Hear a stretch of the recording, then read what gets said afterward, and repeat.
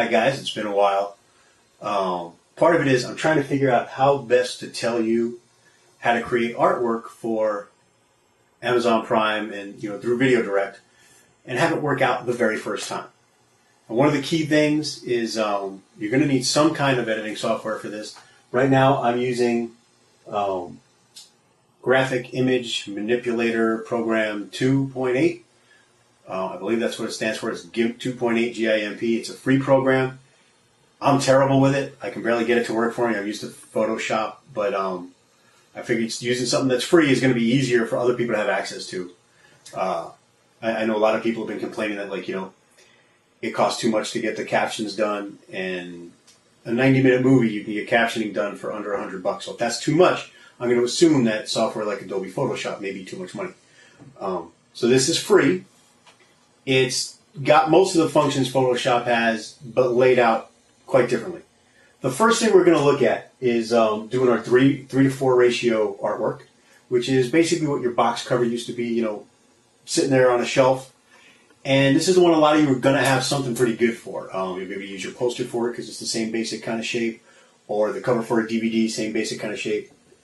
But your pixels may be off a little bit. You're going to be tempted to stretch the image to fit. The problem is a stretched pixel in either direction, they'll notice and they will flag it and they'll send it right back to you. So what you want to do is start a project 1200 by 1600 pixels. I'll get in closer shot on this. And that's your 3 to 4. So it's got to be 1200 by 1600 pixels. That it has to be that. Don't make it bigger, don't make it smaller, don't make it different shape and then try and paste it in there and stretch it to that. Start that project first. Then take your existing artwork, make sure that your smallest number matches up with these numbers. So if the image you have is 1,000 by 1,800, you're going to need to extend that 1,000 to 1,200, and then that 1,800 will get way too big, but that area will get cropped out when you put it in here. Don't try and squeeze it. Don't do anything else. Figure out your shape. You're going to lose some of your artwork to cropping. If you've already got titles and stuff in there, you're going to need to get them back out. If it's not done in layers and you need to get them out, then you may need a program like Photoshop. Adobe Photoshop has this wonderful thing now where it'll do the clone stamp almost automatically. You put it in, you use fill, make it content aware. It's had this for years now, so most of you this isn't a surprise. But use content aware fill, click it, boom, stuff will just disappear. There'll be little blurry edges, go in with clone stamp and clean it up. Okay, I've not figured out how to do anything that well on this. So, if you've got artwork and you can get it to fit that way, again, your smallest number matching this, or your number matching this smallest number in at least one direction, so that both of your numbers are either the same or larger than these pixel ratios, then you can start with your regular artwork. Paste that in as your background, put your titles in. Again, no stretching. Make sure your titles are easy to read. For Stop Dead, we had an issue where it says Stopped Dead across the front of the RV. Since it was on the front of the RV, we originally put it there to cover the name of the RV because we didn't want it in the artwork and we didn't want to have to, worry about getting sued because in the artwork it said whatever name the RV was. I don't even remember anymore. So we put Stop Dead across there instead. They weren't reading it as the title. They were reading it as the manufacturer of the RV. So since they weren't reading it as the title, they kept saying we didn't have the title in our artwork. I kept pushing that one through because I liked the way it looked and it was easy to read, and eventually it got approved. For Savage, we didn't have the same luck. For Savage, we had written the words in drippy blood, and as we changed the aspect ratios and stuff and we made it fit, it was not easy to read small on a screen, like on a phone or certain devices. I admit, it wasn't easy to read. So I had to go back to older artwork we had for Savage, a darker picture of the beast, and write Savage across it just in big block red letters. Is it as cool as the blood dripping red letters? No, not nearly. But it got approved. For our longer artwork, we went with Debbie on the white walls with shadows and stuff, and same thing, we just very simple, put the word Savage across in red letters and big block letters. My suggestion is to make those pieces of artwork first, the simple ones with the boring letters to read. Get them up there, get your movie approved, get your artwork approved. Then down the line, as you're trying to market it and you want the fancier stuff up there, you can always replace those. The problem is it'll take 2 or 3 days to get approval, but what happens is they don't take down your old artwork, or at least my experience has been they haven't yet. They don't take down your old artwork until the new artwork is approved. So your movie will remain online. It'll keep making you money.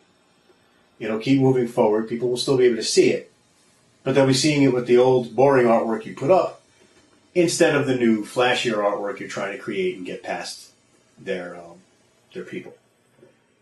The other problem many of you will have is you'll already have stuff that has your website address on it, right? Because our box covers, our posters, stuff like that, especially posters or postcards that we give away for free.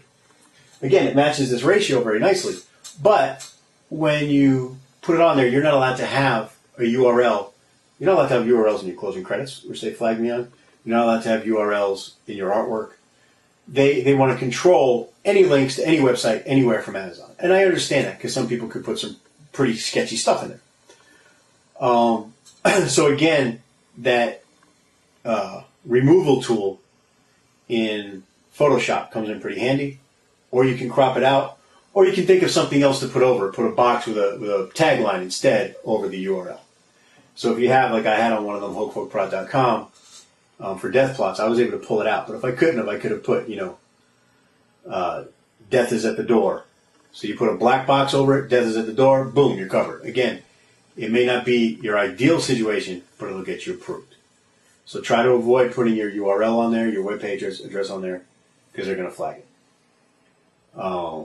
And then the final thing is, like, they'll turn it down for too much pixelization, not high enough resolution. They don't like too much violence in their artwork. So they prefer you don't have any weapons showing, although you'll see plenty of stuff on there with guns or knives or whatever, especially stuff from the 80s and 90s. And bigger studios get away with some stuff it seems like the rest of us won't. But they will accept some older artwork, provided it's not too graphically violent with a weapon showing or whatever. But they're not going to want bleeding severed heads with spikes coming out and stuff like that.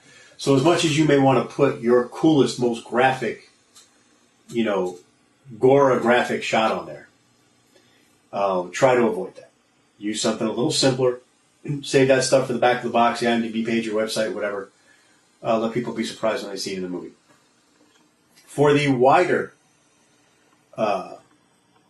artwork, that's simpler. That's 1920 by 1080. For most of you who have a high-definition movie, you're going to be able to output 1920 by 1080 frame caps and make that your background artwork.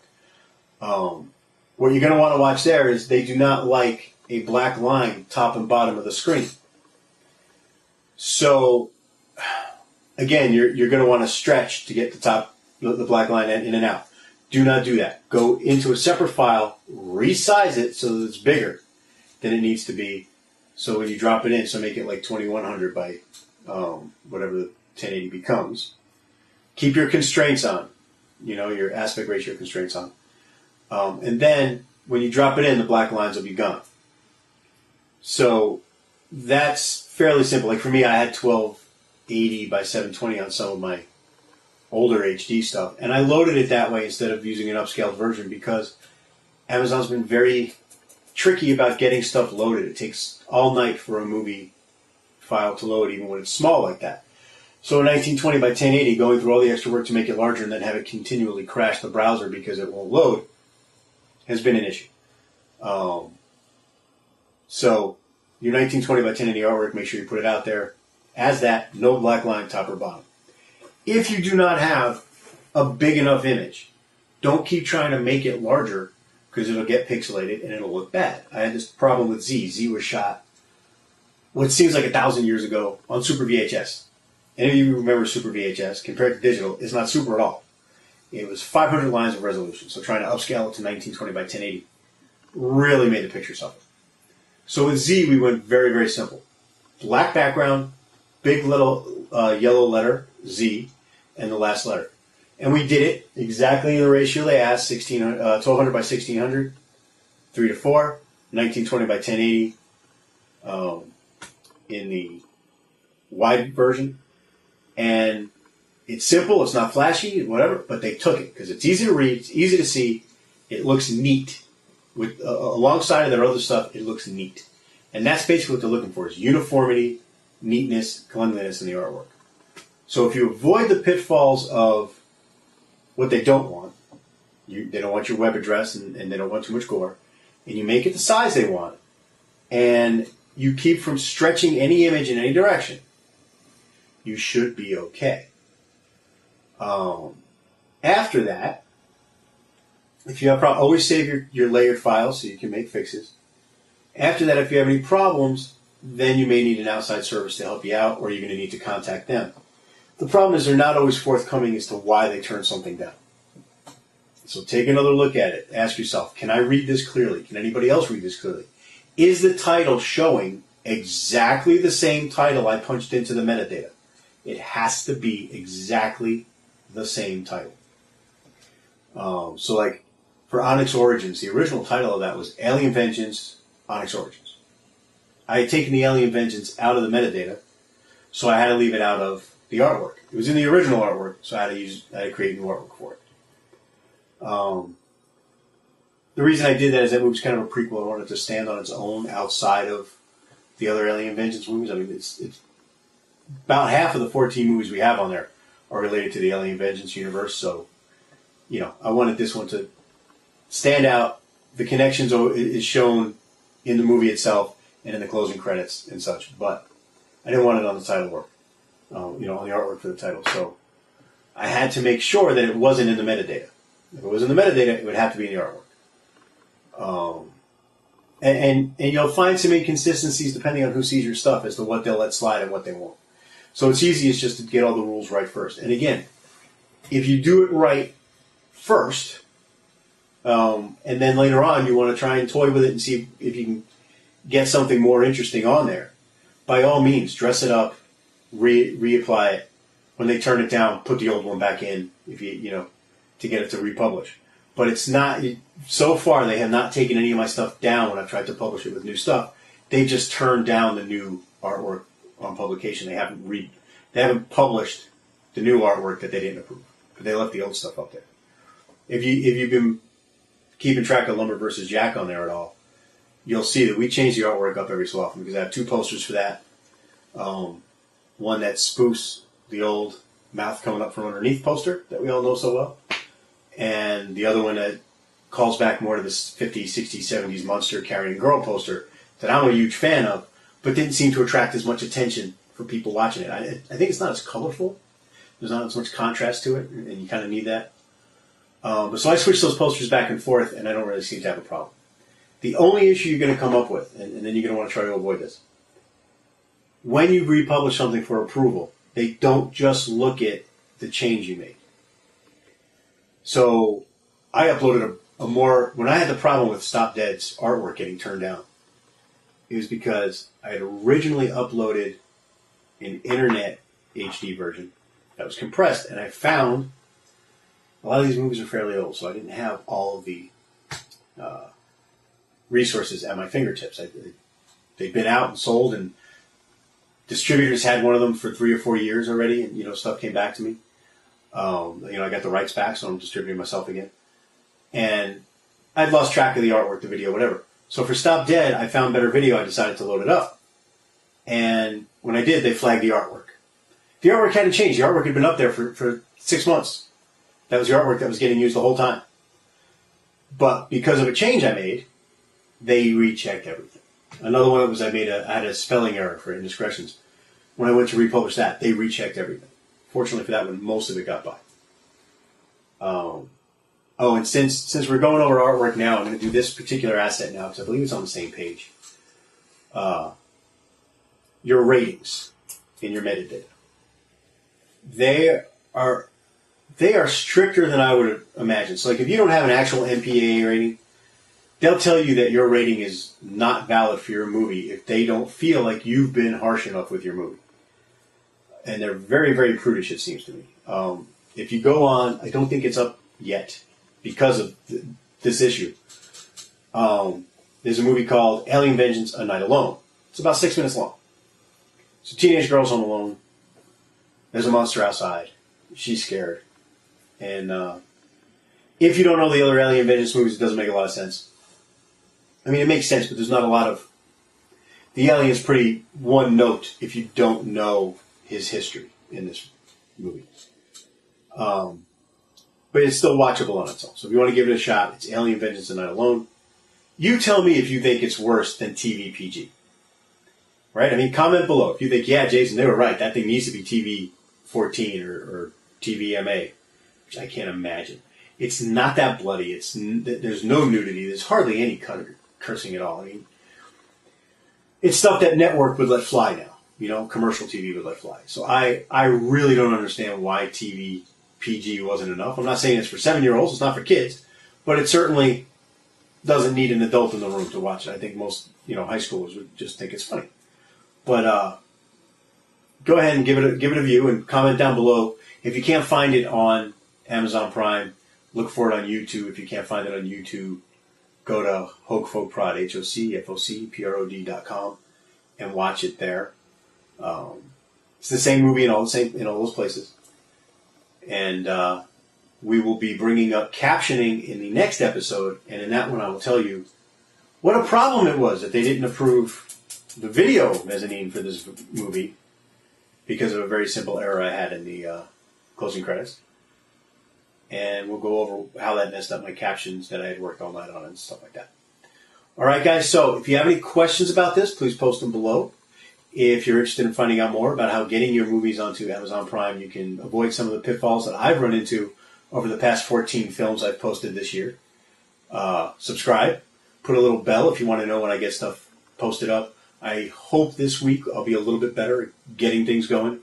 We have a hurricane hitting Florida where I don't live anymore, but I have family there. I have friends there. We may have some people coming up to hide out, so that might throw me off a bit, but otherwise we'll be getting these out all week. And, thanks for joining us. I hope this was a little bit helpful. And if it wasn't, send me a private message, let me know. Follow Lumber vs. Jack, or Jack vs. Lanterns now, as it's called, on Facebook. Also look for Hocus Focus Productions on Facebook. The one in North Carolina, that's us. And we'll see you soon. Thanks for joining us. Bye-bye.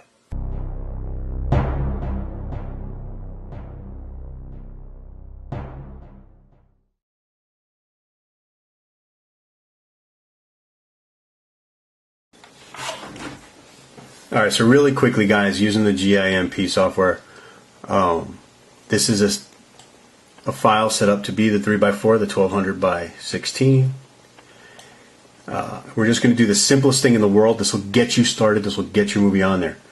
We'll pick the paint bucket and a solid color. Which it always gets me. They won't allow the black bars top and bottom, but they'll allow a solid color background, which... How do they know that the black bars aren't just your solid black background? I don't know. Now, what you can do, once you have this sized out, you can drop in any photographs you want, 1, 2, 3 there, and not have them take up this whole area.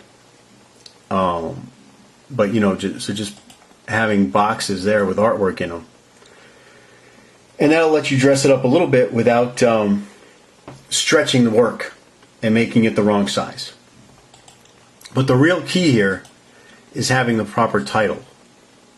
So we're going to do this, and we're going to go ahead and make the lettering white so it's nice and easy to read. If anyone knows how to center a paragraph on GIMP, please let me know. I have no clue how that works. So every so often with this free software, I find myself having to start from scratch, and again, I'm not sure what causes that, but we'll see if we can figure it out. Any of you guys who are better users of this than me, please chime in. Alright, so we're just going to call it My Horror Movie. And now here's the thing. You're still going to want to add a little bit of dress to that, right? You would never put this on a store shelf. You would never try to make this your... ooh, look at that. You'd never try to make this your main artwork to sell something. But again, if you're desperately trying to get your movie online and get it seen and have it where your friends or neighbors can see it, that should get you started. I mean, don't actually put My Horror Movie unless that's the title of your movie. Put your title of your movie, maybe a couple of little thumbnail pieces of artwork there and there, some key pieces And that being the correct ratio and nothing stretched and no bad pixels should get your movie up there and running. Then after that, you can work more closely on developing actually, artwork you like and get that on there. If they turn it down at that point, your movie is still up there. It's still working for you. It's still making money. It's still, the links to it should still be working. All right, guys. Hope this helped. We'll talk to you soon.